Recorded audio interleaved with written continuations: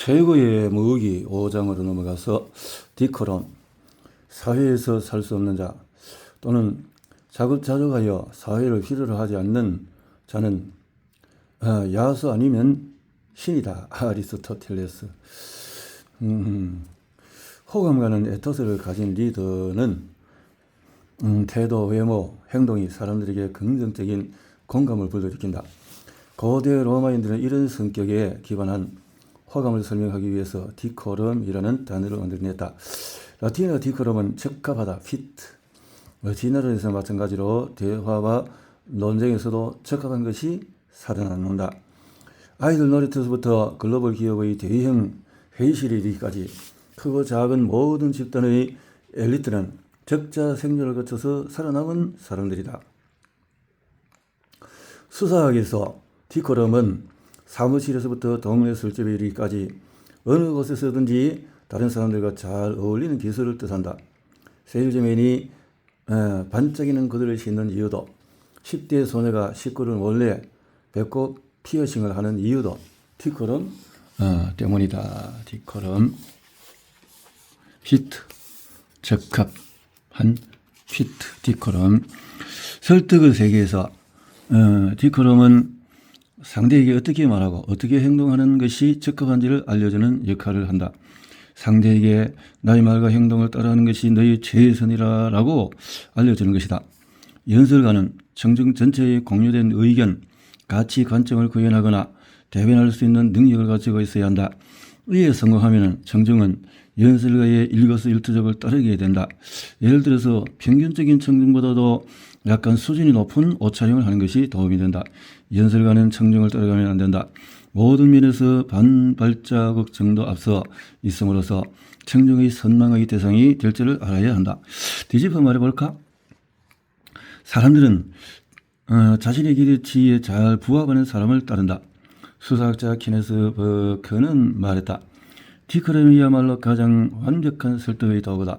새치휘로만 설득할 수 있다고 믿는 것은 환상에 불과하다.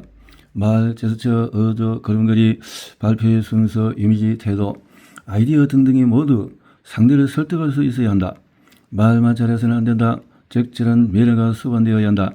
이게 의식고 성공하는 사람들의 옷차림, 말투, 식사, 에티켓 등을 담은 책들이 수천 년간 베스트셀러의 반열에 올라 있는 이유다. 로마에서는 로마 법을 따르라. 상대가 나의 말과 행동을 따라 하게 만들기 위해서는 먼저 나의 기대치가 아니라 듣는 사람의 기대치에 딱 맞아서 떨어져야 한다. 당신은 이미 훌륭한 매너와 태도를 가진 신사일 수 있다. 하지만 당신의 매너와 태도를 상대에게 강요해서는 안 된다. 설득의 트렌드는 로마에 가면 기꺼이 로마법에 따른다. 독실한 불교 신자라 할지라도 교회에 가서 찬송가를 부르고 메리 크리스마스를 외칠 줄 안다. 평소에는 입에도 되지 않던 생선구이를 2마리쯤 거뜬하게 먹어치워서 호감을 얻는다. 다양한 인종 아이비리그 대학생들이 인종차별 반대 시위를 벌일 때 기꺼이 박수를 보낼 줄을 안다. 디코럼은 반짝반짝 빛나는 구두와 부드러운 슈트를 차려입고 고급한 파티에 참석하는 것이 아니다. 상대의 언어로 말하고 노래하고 춤출 줄 아는 것, 그것이 바로 디코럼의 핵심이다. 잊지 마라. 설득은 사실과 관리를 찾아내는 것이 아니라 선택을 이끌어내는 것이다. 디코럼을 잘 사용하면 최고의 설득력을 얻을 수 있지만 그 반대의 경우에는 최악의 결과를 맞고만 한다. 가수 에미넴의 자전적인 영화 8마일의 영화 마지막 장면이 기억나는가? 디트로이트 시내의 한 댄스 클럽에서 힙합 아이스트들 논쟁가들이라고 불러도 무방하다. 그것이 번갈아가며 서로를 디스하는 경영대회가 열렸다. 우승 트로피는 가장 열렬한 관객의 박수 소리를 받는 사람의 차지였다. 에미넴과 몹시도 우울해 보이는 흑인 남자 두 사람이 최고의 무대에 남았다. 에미넴은 우스꽝스러운 해골모자, 몇 사이는 더 커 보이는 옷, 최대한 많은 장식이 저렁저렁 달린 적절한 복장을 하고 나왔다. 그가 영화배우 케이리 그랜트처럼 입고 나타났다면 여러분과 나에게는 멋져 보였을지 모른다. 하지만 댄스클럽에 모인 관객들은 속으로 혀를 찼을 것이다. 뭐야? 저 반짝반짝 빛나는 거지 같은 놈은. 결정적인 문제는 관객은 모두 흑인인데 에미넴은 백인이라는 사실이었다. 하지만 에미넴은 상대의 엄청난 디크롬의 비밀을 폭로하며 우승 트로피를 들어올렸다. 에미넴의 상대는 덕인이었지만 부유한 명문 사립고 출신이었던 것이다. 한마디로 가짜 힙합 전사였다. 관객들은 그의 멋진 힙합에 야유를 퍼붓다. 비록 백인이지만 이 세상 누구보다도 우울하고 음침하기 짝이 없었던 에미넴이 빈민과 군중과 더 잘 어울렸던 것이다. 미 국방부는 이라크 전쟁을 벌인 지 3년이라는 긴 시간이 지나고 나서야 현지에 파견된 장병들에게 이라크의 디크롬과 관련된 교육을 시작했다. 무력으로는 승리했지만 현지인들의 지지는 얻지 못했다는 사실을 뒤늦게 깨달았기 때문이다. 그래요. 편안하게 적절하게 키키로는 이렇게 말했다. 사람의 의견을 바꾸려면 먼저 그가 당신을 편안하게 느껴야 한다. 대화를 시작하기 전에는 반드시 상대가 내게 무엇을 기대할까라는 질문을 스스로에게 던져야 한다. 이 질문을 사전에 습관한 사람은 그렇지 않은 사람보다 상대에게 더 큰 신뢰와 호감을 준다는 심리 실험 결과도 있다. 즉 사람들은 이 사람이 나와의 원활한 미팅을 위해서 충분히 준비를 하고 나왔구나 라고 생각하며 이를 자신을 위한 세심한 배려라고 생각한다. 디크롬의 핵심도 편안함에 있다. 당신의 말을 더 즐겨 쓰는 표현, 옷차림, 미소 등등이 그 무엇보다도 먼저 상대에게 편안함을 제공할 수 있어야 한다. 하지만 이게 생각만큼 쉽지는 않다. 노스캐롤라이나 주의 그린즈버그에서 근무할 때 나는 피스 오프라는 꺼져라는 문장이 검은 글씨로 새겨진 머그잔을 갖고 다녔다. 뉴욕에서는 사람들이 무척 재미있었지만 그린즈버그에서는 썩 좋은 반응을 얻지 못했다. 잠재 고객들과의 미팅에서도 그들은 내 머그잔을 힐끗 쳐다봤다가 이내 시선을 다른 곳으로 옮기기 바빴다. 보다 못한 내 상사가 새 머그잔을 내게 선물하기까지 했다. 내일부터는 꼭 이걸 들고 다녀요. 그에 입사한 신입사원은 자동차 범퍼 스티커로 당신의 고등생을 범했어요 라는 문구를 선택했다. 자신이 좋아하는 록밴드를 홍보하기 위해서였다. 회사 선배들이 그 스티커를 떼어낼 것을 요구하자 그의 반응이 놀라웠다. 뭐라고요? 스티커를 떼라고요? 벌쩍 뛰고 싶은 심정은 이해해. 하지만 자네는 고등학교도 이곳에서 나오지 않았나? 그러니 이건 문화를 나보다 더 잘 알 텐데. 이건 문화가 아니라 표현의 자유에 관한 문제예요. 자네 말이 틀린 것은 아니라니까. 그런데 저는 제 차에 무엇이든 붙일 권리가 있습니다. 맞아. 하지만 회사도 자네가 다른 직원들과 잘 지내지 못하면 해고할 권리가 있네. 신입사원은 스티커를 뗄 필요가 없었다. 그는 오후에 누군가가 대신 스티커를 제거했기 때문이다. 내가 결혼하기 전에 워싱턴 DC에 살던 시절 남동생 존이 놀러온 적이 있다.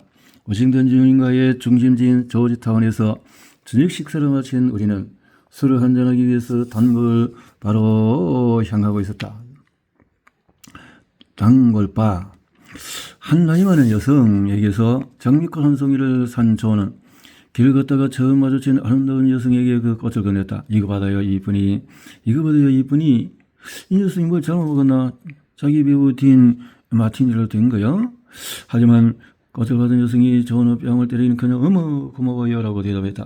그리고는 존에게 키스를 하고 싶다는 표정을 짓는 게 아닌가? 난 깜짝 놀라서 존을 쳐다봤다. 왜? 어떻게 한 거야? 뭘 여자한테 꽃을 준 거? 이쁜이라고 불렀잖아. 귀여워서 그랬어. 그때 존은 뭔가에 홀렸을지도 몰라. 나는 잠깐 기다려봐 라고 말하고는 존에게 꽃을 팔았던 여성을 재빨리 찾아가서 장미 한 송이를 샀다.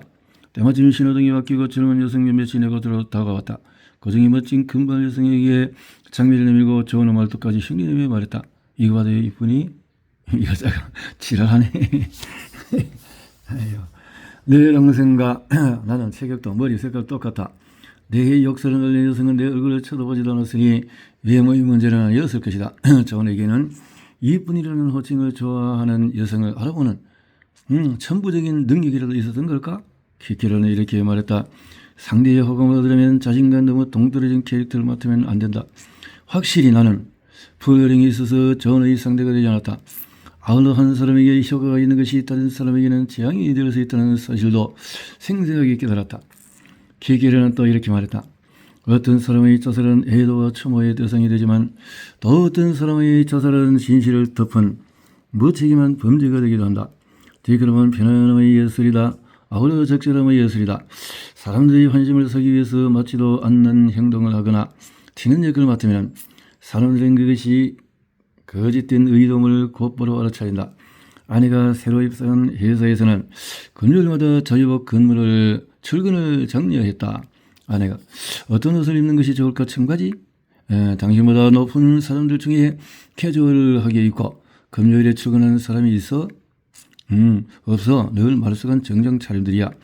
그러면 청바지 입지 마. 항상 당신 직급보다 한 단계 높은 사람의 옷차림을 따르면 될 거야. 왜? 직급이 낮은 사람들한테 속할래? 높은 사람들에 속할래? 아, 그렇군. 아내는 18년 만에 부사장으로 승진했다. 승진에 주된 이유가 금요일에 또 정장 차림으로 출근해서는 아니었을 것이다. 하지만 분명 일정한 기여는 했다는 것이 승진 축하 파티에서 아내가 내린 결론이었다. 빈틈 만들고 조언을 구해라. 그렇게 이 마음을 고대 로마인들은 아포리아를 사람들 앞에 펼쳐놓으라고 주문했다. 아포리아는 해결하기 어려운 문제를 뜻한다. 사람들 앞에서 솔직히 어떤 해법이 있을지 모르겠다고 인정하면 사람들은 무의식적으로 당신을 대신해서 다양한 처리를 시작한다. 그러면서 자신도 모르는 사이에 당신의 머릿속으로 들어간다. 마침내 당신이 자신의 조언을 받아들이는 순간 그는 당신에게 마음마저 내주고 만다. 태도가 발할이다. 발표, 프레젠테이션을 자주 하는 비즈니스맨이라면 발표 컨텐츠에 대한 것과 발표 상황에 대한 것, 이 두 가지를 나눠서 시나리오를 짜야 한다. 각 상황마다 참석자들이 내게 어떤 태도를 기대할까라는 질문을 던지고 그 답을 충분히 생각해야 한다. 글을 쓸 때도 마찬가지다. 이메일과 메모에 디코럼이 있는지 면밀히 점검하라. 내 글을 읽는 사람들의 기대를 충족하고 있는가? 너무 지나치게 충족하고 있는 것은 아닌가? 뛰어난 비즈니스면은 패션도 패션이지만 무엇보다도 특정한 상황에 맞게 자신의 언어를 변화시킬 줄 안다. 발표와 프레젠테이션은 듣는 사람들의 기대치가 각기 다양하기 때문에 정교한 디코럼 감각이 요구된다. 먼저 당신과 한솥밥을 먹으며 끈끈한 전의로 도전된 팀장에게는 회의 테이블 끝에 걸터 앉아서 이렇게 말하라. 이게 안 되면 우리는 끝장입니다. 비례막을 회계팀 녀석들이 꼭 도와줘야 합니다. 이처럼 직설적이고 거친 표현을 사용하는 어필하는 것이 그 어떤 슬로건이나 문구보다도 강력한 힘을 발휘한다. 함께 전쟁을 누비는 전우에게 멋지고 화려한 언변이 무슨 필요가 있겠는가? 생사고를 같이 하고 있다는 사실을 거감없이 펼쳐 보여라. 다음은 상무이사 앞에서 하는 프레젠테이션이다. 이때도 직설적이고 거친 표현은 그럭저럭 괜찮다. 하지만 테이블 끝에 걸터 앉는 것은 절대 안 된다. 생사고를 함께 하지만 정정한 예우를 받아야 하는 사람으로 상무이사를 대하면 그런 당신을 얻기 위해 노력할 것이다. 최고 운영 책임자에게 보고할 때는 가장 좋은 정정을 입어야 한다. 똑바로 서서 그가 휴대폰으로 메시지를 확인하거나 자유를 소리나게 넘겨도 한치의 흐트림 없이 발표해야 한다. 어떤 경우에도 자신의 뜻을 굽히지 않는 사람은 독불장군이 된다. 독불장군이 싸움에서 이길 확률은 낮다. 주변에 성공한 사람들을 둘러보라. 그들은 모두 따뜻하고 부드러운 디코럼의 소유자일 것이다. 편안한 사람이 되어라. 적합한 사람. 사람들의 마음이 스스로 열릴 것이다.